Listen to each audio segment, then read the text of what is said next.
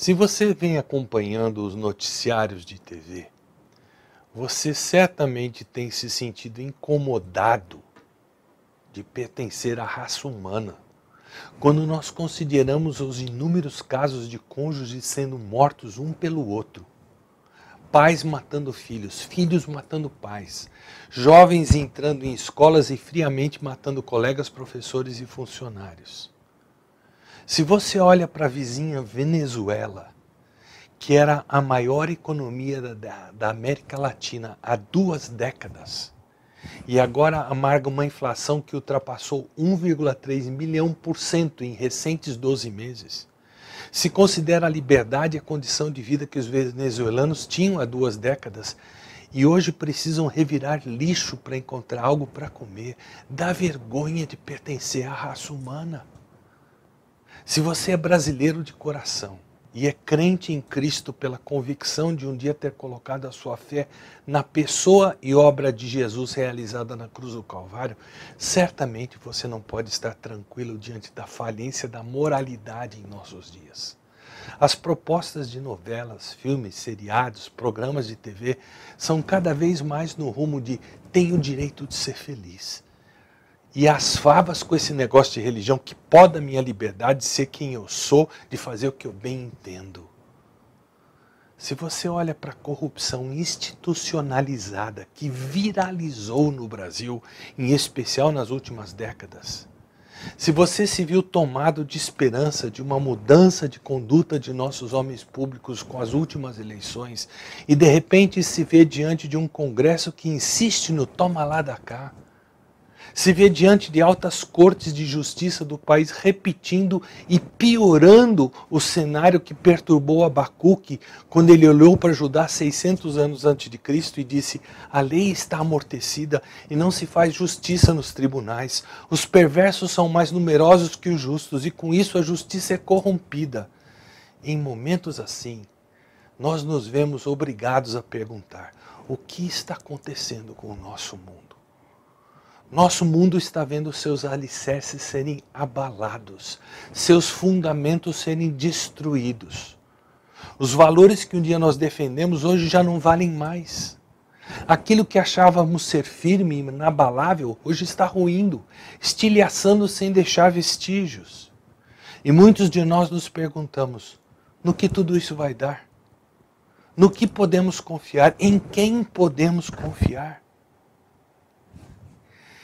Quem que me ouve aqui que não tenha conhecido um parente que casado há anos, pensava ter um casamento sólido, estável e sem mais nem menos, marido ou mulher, simplesmente abandona o outro e cai fora?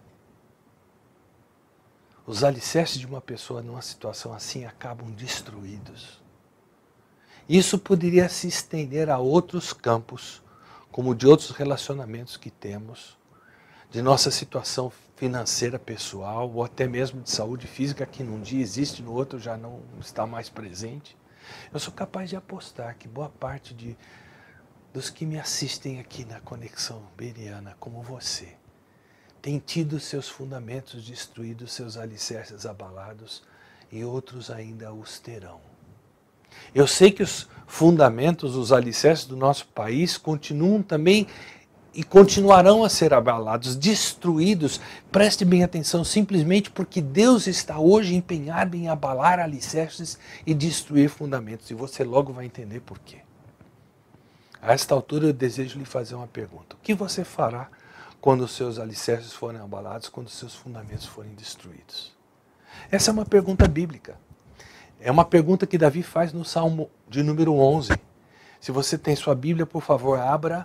Nós vamos colocar o texto na tela, mas você pode acompanhar pela Bíblia também. A vida de Davi estava tendo seus alicerces completamente abalados. Ele corria o risco de ser morto por Saul, que tinha inveja dele, que tinha medo dele. Não sabemos bem em que altura desse processo isso ocorreu, mas essa caça de Saul a Davi, ela durou cerca de 10 anos. E ele sabia que enquanto essa perseguição se deu, os fundamentos da sua nação estavam sendo destruídos. A lei, a ordem e a justiça estavam sendo pervertidas. Então, nesse contexto, Davi levanta a seguinte pergunta no versículo 3. Ora, destruídos os fundamentos, que poderá fazer o justo? Não se trata de uma pergunta retórica. Essa é uma pergunta que requer resposta. Mas muitos não têm resposta e se limitam a dizer, eu simplesmente não sei. Eu estou entrando em parafuso. Por vezes abandonam a igreja, se esquecem de Deus, caem no mundo com tudo. Tenho visto muitas vidas se esfacelando e pessoas simplesmente parecem não saber o que fazer. Mas na autoridade da palavra de Deus, eu quero lhe dizer hoje o que você pode fazer. Quando você vir seus alicerces sendo abalados, seus fundamentos sendo destruídos, porque Davi não se limita a levantar a pergunta. Ele nos dá a resposta. Ele nos traz a prescrição de algumas coisas bem específicas que precisamos fazer. E o meu desejo e oração nesse instante é que, meditando na palavra de Deus nesses próximos momentos juntos, você enxergue essas coisas com seus próprios olhos e que você as incorpore à sua vida, ao seu dia a dia. Porque seus fundamentos serão destruídos, serão abalados, se é que já não estão sendo. E você terá, portanto, a necessidade de responder essa pergunta de forma bíblica. Vamos ler o Salmo inteiro. O texto diz assim: No Senhor me refugio. Como dizeis, pois, a minha alma? Foge como pássaro para o teu monte. Porque eis aí os ímpios armam o arco. Dispõe a sua flecha na corda, para as ocultas dispararem contra os retos de coração. Ora, destruídos os fundamentos, que poderá fazer o justo? O Senhor está no seu santo templo. Nos céus tem o Senhor o seu trono, e os seus olhos estão atentos, as suas pálpebras sondam os filhos dos homens. O Senhor põe à prova ao justo e ao ímpio, mas ao que ama a violência, a sua alma o abomina. Fará chover sobre os perversos brasas de fogo e enxofre, e vento abrasador será a parte do seu cálice. Porque o Senhor é justo, ele ama a justiça, os retos lhe contemplarão a face. A primeira coisa que você precisa fazer quando os fundamentos são destruídos é reafirmar a sua confiança no Senhor. No versículo 1, o salmista diz, no Senhor me refugio. Davi tinha isso muito claro na sua mente. Ele sabia que Deus era o único capaz de provê-lo com estabilidade e segurança. É preciso perguntarmos como anda a nossa confiança no Senhor. E quem sabe hoje nós tenhamos que reiterar essa confiança nele. Não um confiar que se limita à segurança da nossa salvação eterna, eu espero que você tenha essa convicção, mas um confiar quanto aos problemas que enfrentamos no dia a dia. Mas a primeira pergunta que eu preciso levantar é, você já colocou a sua confiança em Jesus como seu Salvador? Você pode dizer com toda a convicção, eu confio nele e tão somente nele para ser salvo? Caso você ainda não tenha feito isso, eu quero sugerir que você preste bastante atenção nos recursos disponíveis para quem faz isso, para quem tem um relacionamento pessoal com Deus, através de Jesus, o único mediador entre Deus e os homens, como diz a Bíblia. Deus diz que devemos confiar a Ele os problemas diários que enfrentamos. Mas não é fato que a grande maioria de nós confia nos amigos, muitas vezes na sua própria conduta de vida, que quando comparada com quem está ao redor parece reta, ou confia na sua conta bancária ou em tantas outras fontes e não no Senhor? Meus queridos, nós vivemos em dias em que o humanismo, a confiança no homem, tem posto Deus completamente fora da pauta da nossa vida. E até dentro de igrejas nós encontramos muitas vezes a disposição de colocar-se esperança em soluções humanas e não no Senhor, como Davi prescreve aqui. Veja o que Deus diz através do profeta Jeremias. No capítulo 17, versículo 5. Maldito o homem que confia no homem, que faz da carne mortal o seu braço e aparta o seu coração do Senhor. Responda aí no seu coração. Quando os alicerces são abalados, quando os fundamentos são destruídos, em quem eu me refugio? Num terapeuta que nem sequer conhece ou teme a Deus? Eu coloco a minha confiança em remédios quando a coisa aperta? Se você fizer isso, você não estaria, conforme a Bíblia, confiando no homem e fazendo da carne mortal o seu braço? E, consequentemente, se apartando do Senhor? Se é esse o caminho que você escolhe quando os alicerces são abalados, os fundamentos destruídos, é bem provável que o versículo 6 de Jeremias 17 seja uma descrição precisa da sua vida presente. Porque será como um arbusto solitário no deserto. Quando a coisa aperta, você tem a sensação de que você está sozinho nesse mundo. O texto continua, e não verá quando vier o bem. Eu pergunto, você tem passado batido pelas oportunidades de crescimento que Deus lhe dá? Tudo lhe parece negativo. Continua o texto. Antes morará nos lugares secos do deserto, na terra salgada e inabitável. Quando nós recorremos ao homem e não a Deus, nós teremos sede. Em lugar de saciar a nossa sede, sentiremos sequidão do deserto. Sentiremos como se nós estivéssemos no mar e nós tentássemos saciar a sede com um gole de água salgada. Será uma vida literalmente impossível de viver. O texto chama isso de terra inabitável. Deus jamais tensionou que você e eu vivêssemos solitários, em deserto seco, em terra inabitável. Ah, mas Davi sabia que a sua confiança tinha que estar no Senhor. Ele sabia que o único que conhece as facetas da nossa vida, todas as nuances, e portanto pode ajudar de fato, é o Deus que tudo criou. Davi conhecia pessoalmente o mesmo Deus de Jeremias, que nos versículos 7 e 8 do capítulo 17, estabelece o contraste com quem se refugia no Senhor. O texto diz assim, bendito o homem que confia no Senhor e cuja esperança é o Senhor. Agora observe os resultados dessa confiança, principalmente quando os alicerces são abalados e os fundamentos destruídos. Versículo 8, porque ele é como árvore plantada junto às águas. Ele está alicerçado no lugar certo, que estende as suas raízes para o ribeiro e não receia quando vem o calor, mas a sua folha fica verde por estar ligado e estar próximo ao Senhor. Cada dia estende-se mais no rumo da comunhão com Deus e não tem receio quando o forno das provações de Deus fica mais quente. O texto continua, e no ano da sequidão não se perturba, não deixa de dar fruto. Mesmo quando a vida parece passar por um período de seca, de fundamentos abalados, mesmo em meio a dúvidas, inquietação, choro e dor, ele não perde o rumo. Ele não deixa de refletir a Cristo aos que estão ao redor. E mesmo quando deixa de refletir a Cristo por qualquer motivo que seja, ele ainda pode voltar, se arrepender, se apegar ao Senhor e continuar refletindo a beleza de Cristo. De volta para o Salmo 11. Você precisa resolver em quem você vai confiar. Precisa lembrar que Ele, e somente Ele, o Senhor, é digno de nossa confiança. Então é preciso que você reconfirme a sua confiança no Senhor, dizendo, sim, meu Deus, eu me refugio no Senhor. Sim, Senhor, eu vou confiar em Ti, não importa o que aconteça. Os fundamentos podem ser abalados, destruídos, mas eu não serei destruído, pois no Senhor eu me refugio. Observe a segunda coisa que o salmista faz e que nós precisamos fazer também. Quando o mundo está desmantelando em nossa vida, nós precisamos nos recusar a fugir.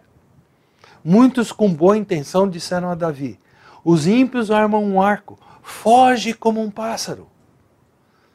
Davi, eles vão te destruir, fuja daqui. Quando os problemas e as dificuldades surgem, essa é a reação humana normal. E pode até parecer uma boa ideia, mas essa ideia não vem de Deus.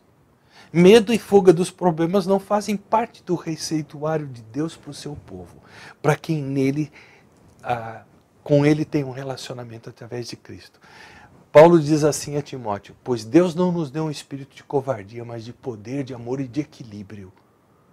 Não importa quão bem intencionado possa ser o conselho de uma pessoa, se for limitado pelo tempo, se for terreno, deve ser rejeitado, pois essa pessoa está julgando apenas pelo momento.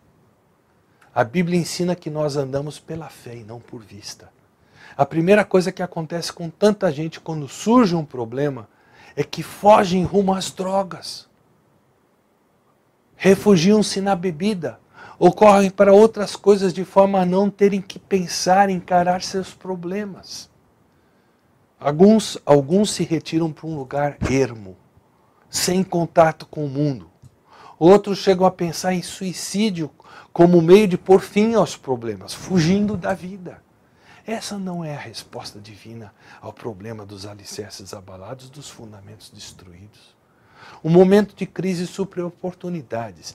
E se os cristãos se retraem, fogem, onde estarão as testemunhas de Cristo?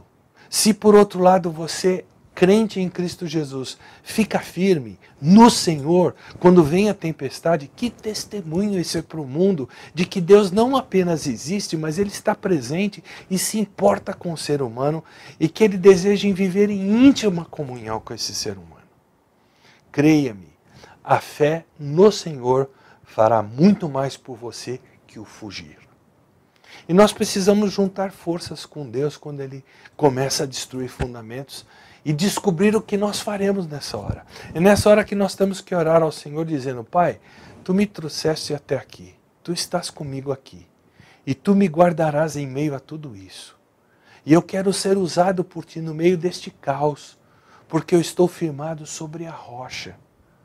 Dessa forma você reafirma a sua confiança no Senhor e se recusa a fugir dos problemas da vida. Mas há uma terceira coisa extremamente importante que precisamos fazer. Quando os fundamentos estão sendo destruídos, nós temos que fixar os olhos no Senhor, não nas circunstâncias. O Senhor está no seu santo templo, diz o versículo 4. Quando Davi recebe o conselho de seus amigos para fugir, ele resolve rever a sua teologia. Ele tira seus olhos dos problemas, das circunstâncias e ele contempla o Senhor. Quando os alicerces são abalados, os fundamentos são destruídos, a nossa tendência é enxergar o que está imediatamente à nossa frente, as circunstâncias. E como aconteceu com Pedro, por exemplo, quando ele foi caminhar sobre as águas, ele contemplou as ondas e aí ele começou a afundar, porque tirou os olhos de Jesus e colocou nas circunstâncias. Isso traz grande desânimo, traz desesperança. É nessa hora, na hora em que o medo começa a se instalar, que você e eu precisamos dizer: não, o Senhor está no seu santo templo. Eu preciso olhar para Ele e não para as circunstâncias. O autor de Hebreus diz que a chave da vida cristã é fixarmos os olhos em Jesus. Quando nós não fazemos isso, quando nossos olhos se limitam a contemplar problemas, a tendência é sermos tomados ou pelo negativismo, ou pelo pessimismo, ou por uma hiperatividade para tentar resolver o problema por nossas próprias forças, o que certamente haverá de esgotar cada gota das nossas energias. E o fim de tudo isso, tantas vezes, é uma profunda depressão. Algum tempo atrás, eu ouvi uma história que descreve muito bem o que Deus pode estar querendo fazer conosco quando as circunstâncias não funcionam bem, os alicerces são abalados, os fundamentos destruídos. Certo pastor e sua esposa estavam começando uma igreja nova, do zero. Não era um trabalho fácil, havia muita dificuldade, havia até oposição. Mas eles foram fiéis e Deus começou a honrar, até que um dia, terminado o culto da manhã, eles se abraçaram e eles comentaram como ambos estavam felizes com o que Deus estava fazendo. Aquele pastor tinha uma reunião marcada para logo após o culto, então sua esposa e os 2 filhinhos foram para casa, na frente de carro, e ele ficou de pegar uma carona com alguém que estivesse na reunião que pudesse levá-lo. Passados alguns minutos, ouviu-se o soar de sirenes, e logo o telefone tocou. Pastor, nós sentimos muito em lhe comunicar que sua esposa e seus filhos sofreram um acidente feio, e eles não resistiram. Mais tarde aquele pastor disse: aquela foi a tarde mais difícil que já passei na vida. Eu só queria morrer, eu só queria encontrar minha esposa e meus filhinhos e abraçá-los. Eu cheguei a orar a Deus pedindo que Ele tirasse a minha vida. Mas em meio àquela profunda angústia, Deus me fez ver que se Ele atendesse o meu pedido, a minha oração, eu morreria, iria para o céu, passaria direto para o Jesus, como se Ele não existisse, e correria para abraçar minha esposa e meus filhos. E Jesus, que deve ser o objeto da nossa adoração e afeto, como ficaria? Mas Deus me deixou aqui, Ele disse, para aprender a refocar a minha atenção nele. E quem me contou essa história disse que Deus vem usando aquele pastor de uma forma que jamais poderia usar, ou jamais pudera usar até então, vamos dizer assim. Porque a atenção dele não está mais na perda da família, está no Cristo vivo. E Deus tem lhe dado graça sustentadora. Quando os alicerces estão sendo abalados, quando os fundamentos estão sendo destruídos, nós temos que fixar os olhos no Senhor, não nas circunstâncias. Precisamos enxergar que o Senhor está no seu santo templo. Outra coisa muito próxima a esta que precisamos enxergar está no mesmo versículo 4. Nos céus o Senhor tem o seu trono. Quando os fundamentos estão sendo destruídos, abalados, precisamos nos lembrar da soberania de Deus. Temos que nos lembrar que nem todas as revoluções desse mundo juntas têm o poder de abalar a Deus que está sentado no seu trono. Precisamos nos lembrar que existe um trono inabalável e que é Deus que nele se assenta. E que nada pode acontecer no céu, na terra, que fuja ao controle de Deus. Ele governa, Ele reina sobre tudo e todos, Ele é o grande imperador do universo, Ele é soberano sobre os homens governantes e sobre as nações. Ele é soberano sobre as circunstâncias da sua vida e da minha, que age sempre com inescrutável sabedoria. Essa foi a visão que Isaías teve de Deus em Isaías capítulo 6. E às vezes esse conceito é profundamente posto à prova em nossa vida. Há momentos em que perguntamos a Deus, Senhor, tens certeza que Tu és soberano? Que estás agindo com sabedoria? Por que tantas coisas acontecem que não fazem o mínimo sentido para nós?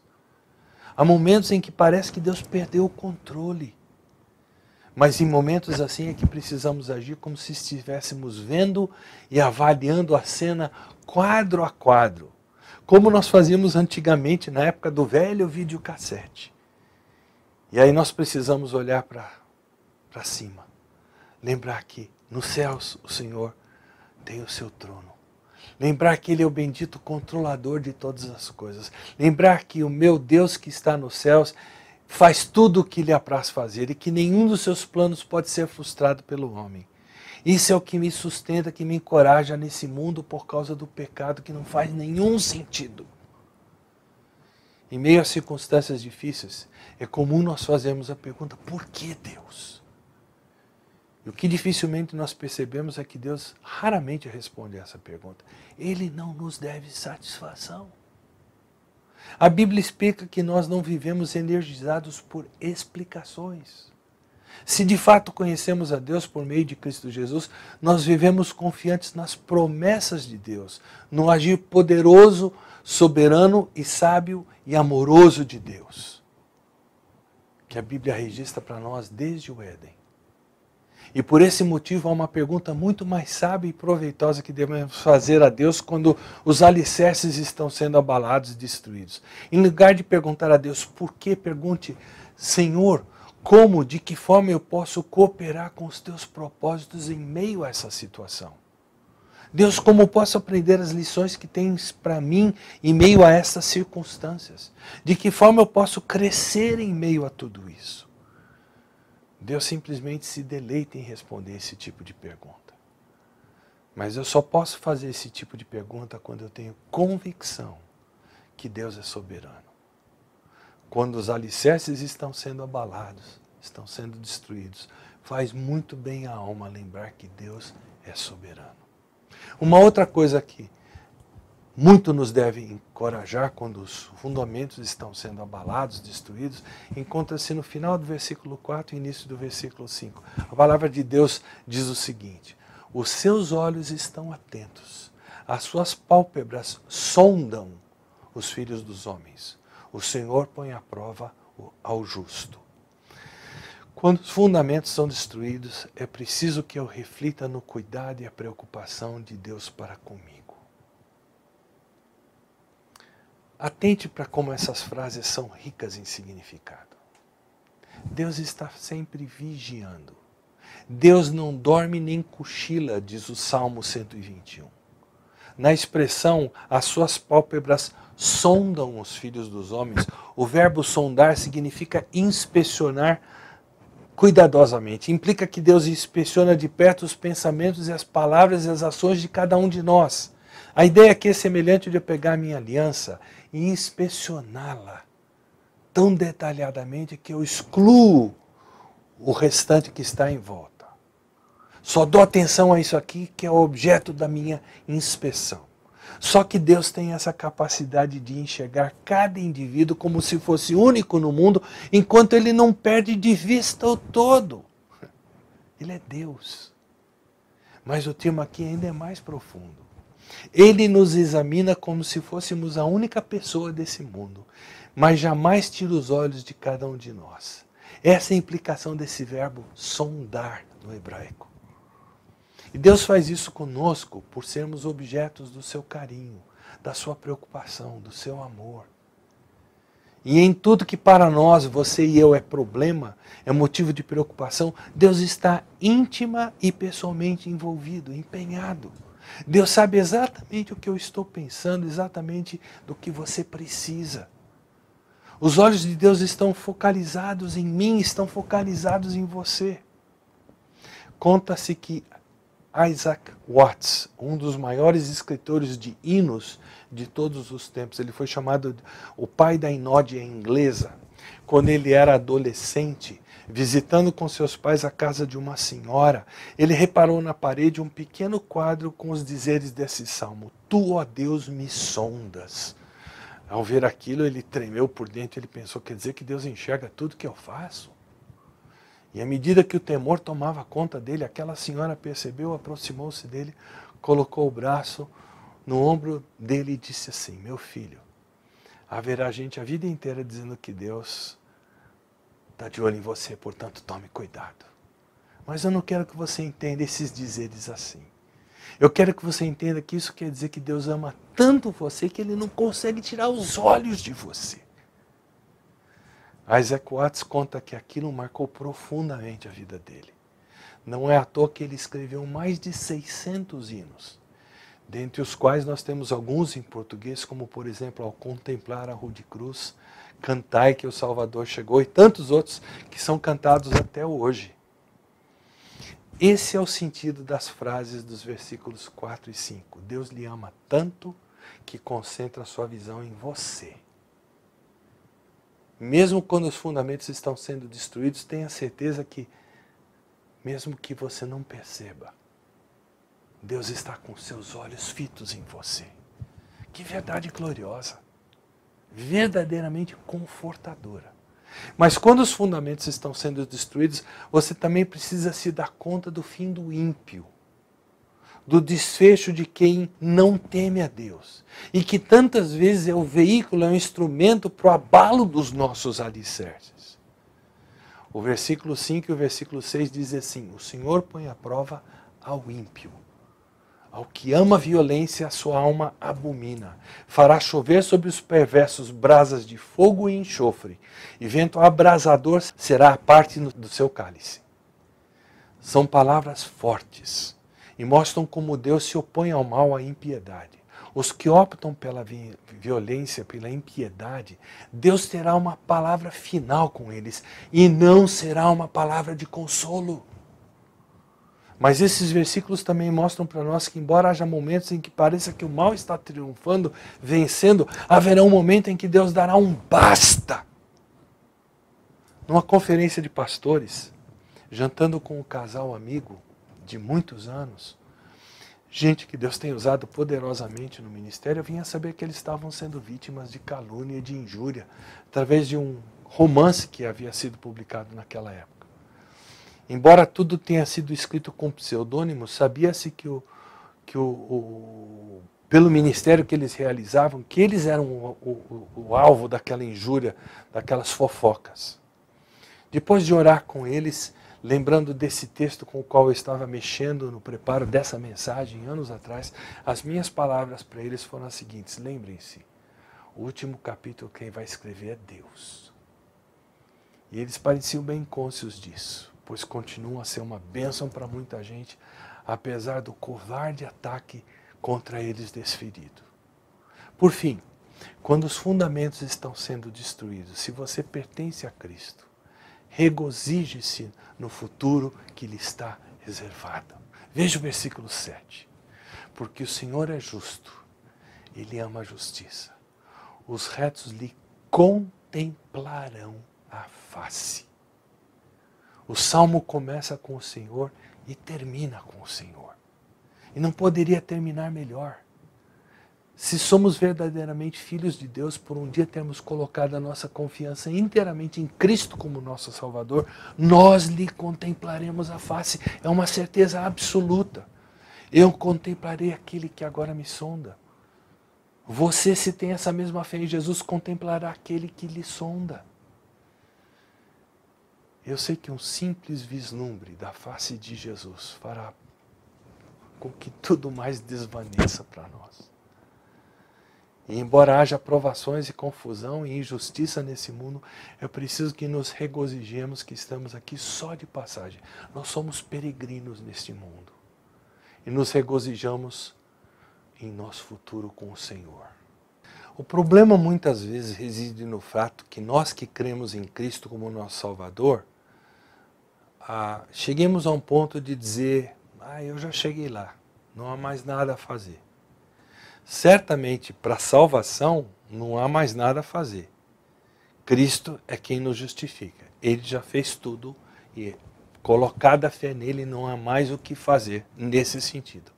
Mas quando nós descansamos na segurança que temos em Cristo para ir para o céu e paramos de crescer na intimidade com Ele, a morte pode até não nos amedrontar, mas ela certamente não nos anima a pensar que para nós é incomparavelmente melhor estar com Cristo nos céus.